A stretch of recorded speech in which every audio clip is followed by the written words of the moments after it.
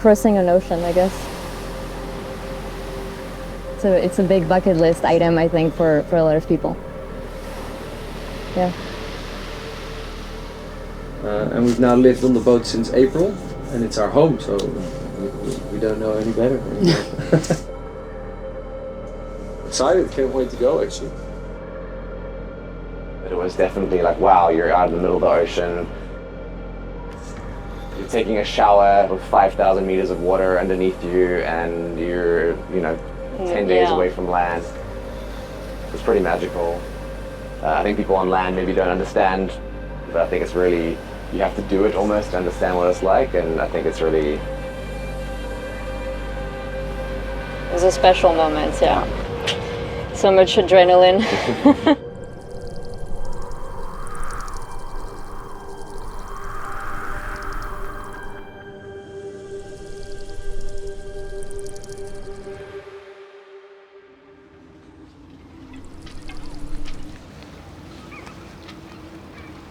Yeah, hi, I'm Jono. I am South African, and yeah, I moved to the US a couple of years ago for work and school. And I think in 2019 I took my first sailing class, and I kind of fell in love with it immediately. I remember realizing very clearly if I'm not sailing, I have to be doing something else that has to be at least worth not sailing for. I'm Caroline. I'm half French, half Colombian. And I started sailing when I was younger as a kid. In the south of France, in the summers I would sail, so that's kind of how I got into it. We met, she was like, oh, have you watched these people on YouTube who live on their boats and sail around the world? And I was like, that's insane. Didn't know you could do that. So we were like, cool, that's something we should do one day. That was probably our second or third date. I think we decided that this was something we would do. I'm Kalle Koster. This is my wife, Caroline. You're on board XS11 Live. And we're here with 3 kids, Liv, Life and Seva. And they're 11, 8 and 5. I had a lot of jobs on the boat to do, which I pushed forward quite a bit until Kara said, shouldn't we just start preparing? Which we only started doing, I think, a week ago. We started to work on the boat and just get it ready. Trying to reorganize the bow compartment over the last couple of weeks, months. Everything that was very organized is now not organized anymore. So Sikaflex is with the soldering stuff, and soldering stuff is with the epoxy, and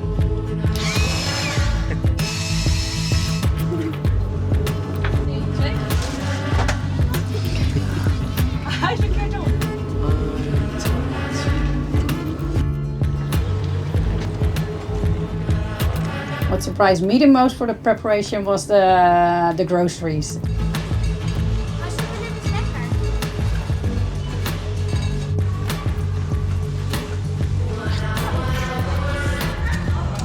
So much work, you need to think, because there's not a lot of stuff to get in Cape Verde.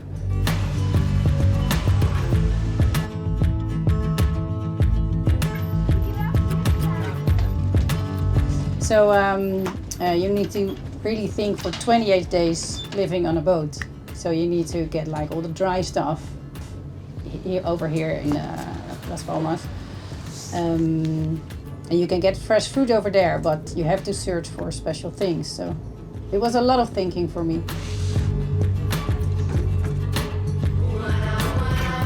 For food, we're still in the phase where we're figuring out the meals. So sort of we're planning ahead the menu for the week, what we're gonna eat for lunch and then for dinner. And then from there, we're still building our grocery list. So knowing how many, fruits and vegetables we'll need for the 3 weeks. How many eggs, based on things we're gonna be eating.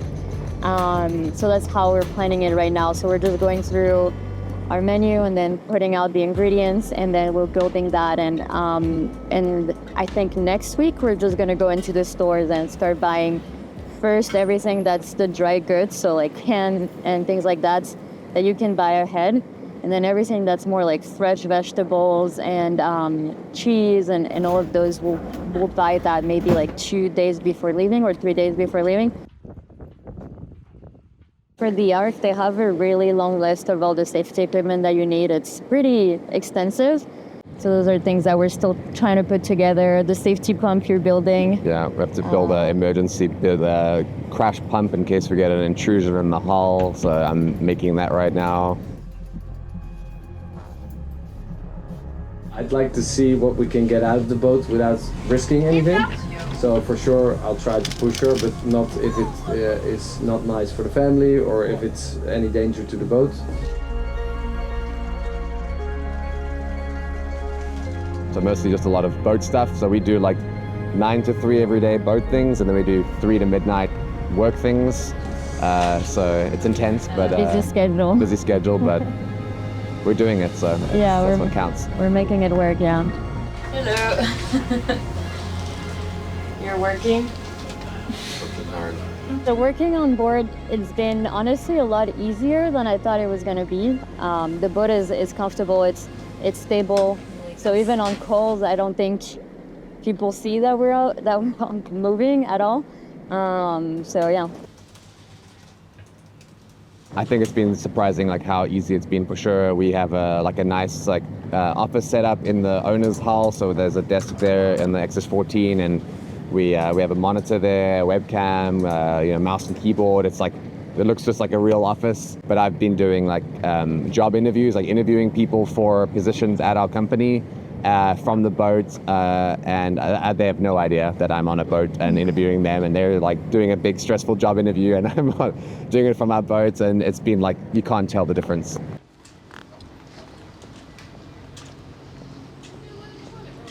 The kids are handling it pretty well. Sometimes they need to get rid of their energy, but that's normal. That's in a normal house as well.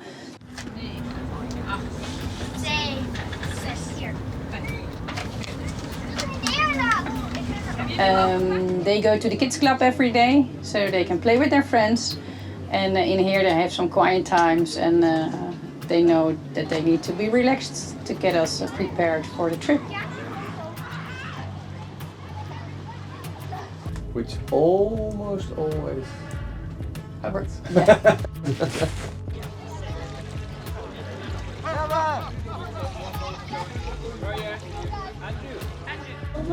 He can come with you as well, as you want. He can come with you. Wil je er even bij zitten? No, he wants candy. Ah, okay. I want candy. The homeschooling for the kids, we're trying to do every day. But last week it was very busy with the kids club and the groceries and the boat works, the boat jobs. So this week they had a little week off. But when we are sailing and there's no wind, they will go back to school again. Liv just had school with her private teacher online, Dutch lessons, and next week we will continue. But most of the time we will split the kids.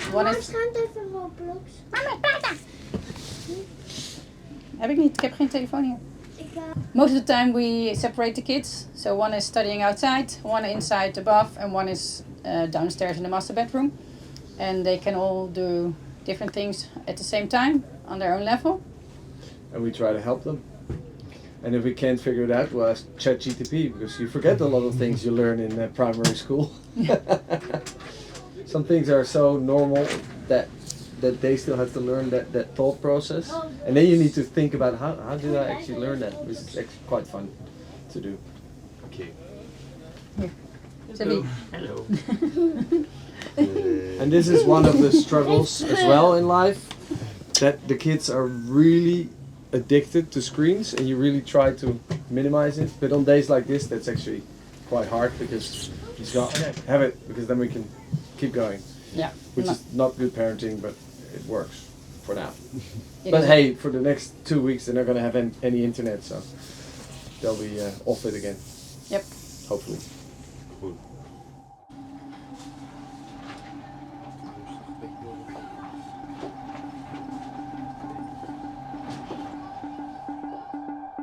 We usually have a schedule, so we know in advance who's cooking that day, who's doing the dishes, and so everyone's organized. Everyone knows what's their role for the day and what time they're on watch, what time they're off, and you can just sort of organize your day around your duties. Yeah. Yeah. One of our favorite things is on the boat is like at maybe 6 o'clock we do a little apéro. So we'll have maybe some saucisson, some cheese, I don't know, maybe a glass of wine if we're feeling, if conditions are permit. And kind of, especially when all of us, because some people are sleeping and stuff, so it's a chance the crew to get together. I think my objectives for the ARC are definitely to learn a lot. I do like the idea that this is like, it's not a race, but there's a little bit of a race aspect. So I'd like to sail the boat well and to get there quickly. And, if that means we beat some other boats, that would be cool, but not the main objective, but obviously safely. It would be, yeah, and safely. You as a racer, you want to win? You want to win? If we can, yes, of course. But we are quite heavy with all the food and the diesel and the water, so we'll see. It might be tough. Would be nice to win But from the other accesses. At least we have 4 of the same boat, so we're gonna race inside of a race, which is kind of cool. Yeah, I think for me it was mainly meeting people and just connecting with similar people who are going through the same thing as us and just kind of like creating this connection. We've noticed that you tend to meet the same people over again because we're sort of all going through the same like routes.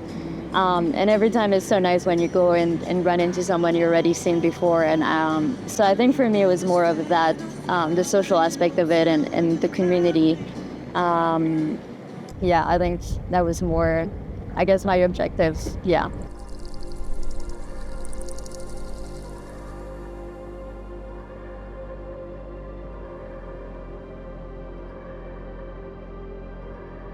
Hello. Hello. It is T-minus 2 hours. 2 hours to start for the ARC 2025 rally. Atlantic crossing. I'll ping the line and make sure there are no time to burn to the start line. Try to get a good start, but don't be too early because you get a 3-hour penalty, which is pretty big. There's no going back. So let's see. I'm excited. Can't wait to go, actually. Today is finally the day, which is crazy that it's happening. We're excited. Yeah, we're really excited. This is our last breakfast. We're talking strategy based on the number of hours of the weather. that you voted for, which means you're in 4 here.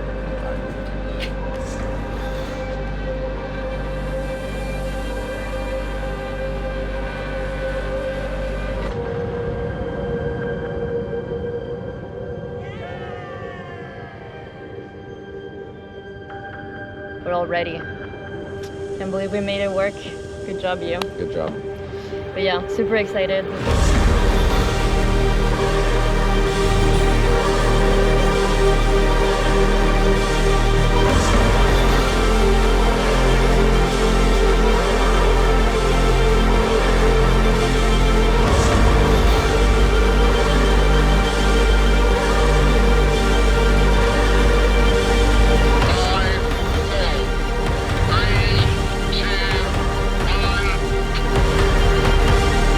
Welcome to the start of ARC 2025. Las Palmas, Gran Canaria, to the West Indies on the other side of the Atlantic.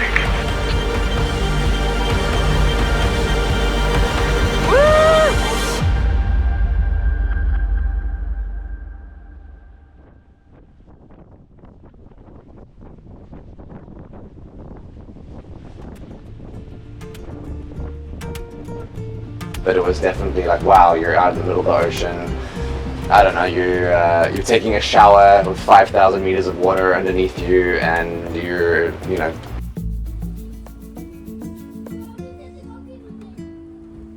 I just had a lovely shower in the middle of the Atlantic Ocean. It is a messy sea outside, so I needed to hold myself, but it's pretty cool. When you look outside the window, you can see the waves.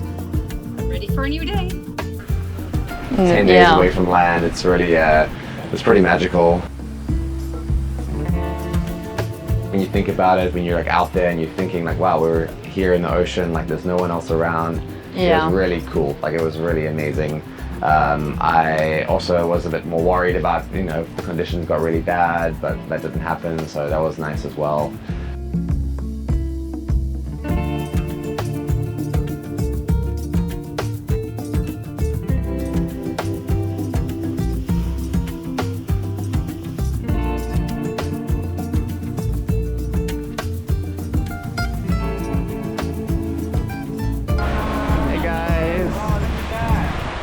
birds that should not be 1,000 miles out in the ocean, so I don't know what they were doing out there. We saw dolphins Yeah. a few times. That was really cool. Like big pods, like 100+ dolphin Yeah. pods, maybe 4 or 5 times. That's always magical to see those. Yeah.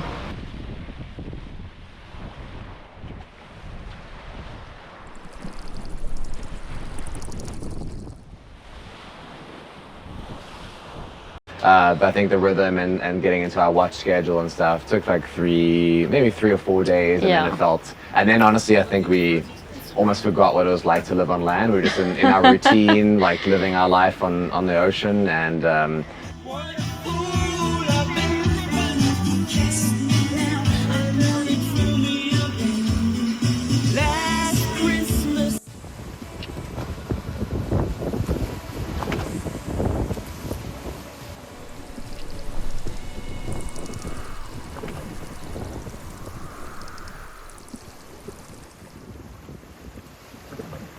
yeah, it felt very natural. So it's amazing how quickly you adapt to such an alternate schedule and sleep schedule and eating schedule that it was super good once we got used to it. Yeah. Yeah, I was really surprised by how actually the days, it doesn't feel long that much. Every day is different and there's always things happening, and so the days actually go by really fast. And you don't have that much time to actually feel bored. So that was really surprising. I felt like I was kind of anticipating being at sea for that long and not knowing how I was going to deal with it. But yeah, it was actually really nice. Yeah. It actually makes you realize that how varied this is too. Even though we're all crossing an ocean, everyone's kind of having a different purpose and a different reason why they're doing it.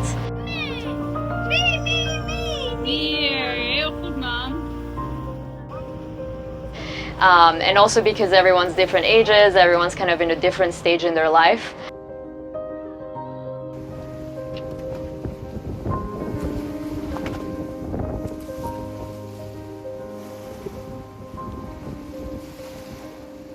I think, yeah, maybe the best meals were the ones with the fish we got, yeah. Day 5, still trying to catch some fish. No luck, unfortunately, yet, but I think we'll catch a good mahi-mahi or tuna today. We are very hopeful for a nice ceviche and a nice dinner.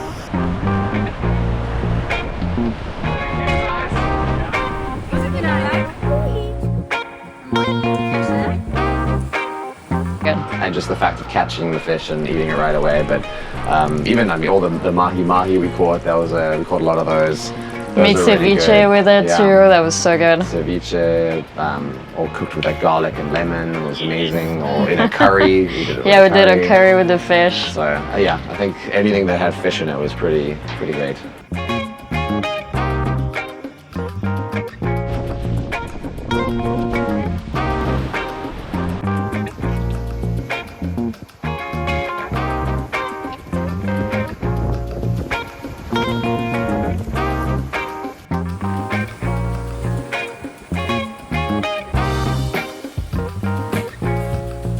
The weather can be a bit more variable up there, so we're a little bit concerned. There were some bigger systems developing that could have been more intense. Yeah. But overall, we actually had pretty good wind. I think the most we had sustained was probably 35 knots, and we had a few gusts and squalls that would bring it to 40, 45. But that was pretty good. We just put some reefs in the boat and in the sails, and we're totally comfortable and all that. So nothing really. From that point that was too scary. I think waves were like 3 to 4 meters, so not too big. I mean, they're little, like you look out and you're like, wow, okay, cool.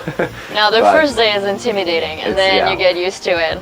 Yeah, and then you start surfing down them and you go super fast, and then it's like, okay, this is fun.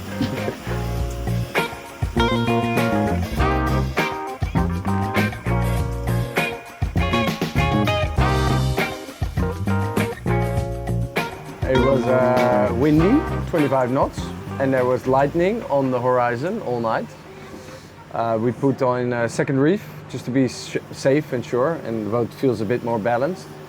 And now we're in the end of the conversion zone of a trough in the mid-Atlantic that makes a lot of thunder and squalls. So we're trying to get out of it. And to the south of us, there's no wind. To the north of us, there's a lot of wind. And we're trying to just take the middle. And as soon as we get there, point our nose back to Grenada. And yeah, hopefully get there by December 5th.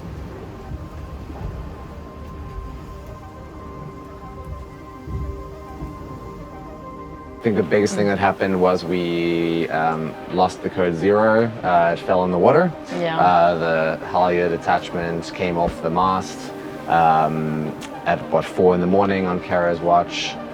We were going downwind, luckily, wing on wing, and so the sail just blew into the water and then came alongside the boat, was still attached to the tack. So that was a bit of an adventure, but... Yeah, you going up the mast was pretty crazy too. There was like 1-2 meter waves, and so the mast is 22 meters high, and so there's definitely a lot of motion up there. It's like amplified. Slack on the topping left.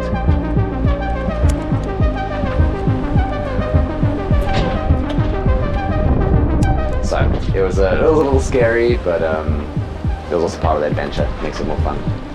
Hey, go!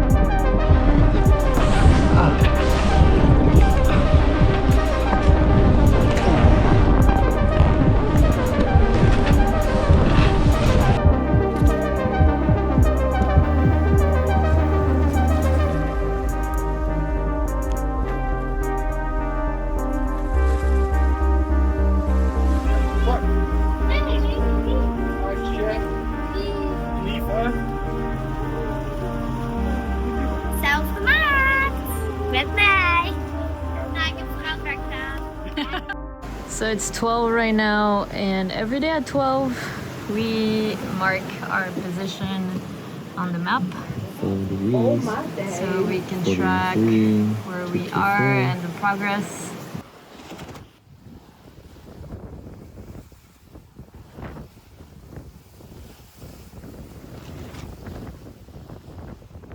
So overall, I mean, honestly, I don't think it could have gone any better.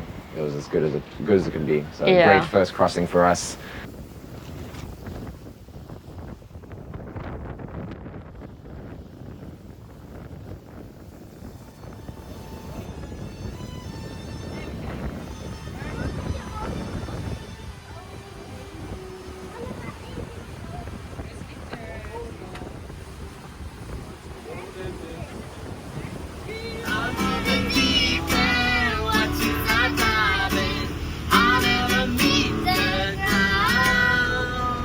All the experiences you have just being out there in the ocean, looking at the stars, like it's just really magical.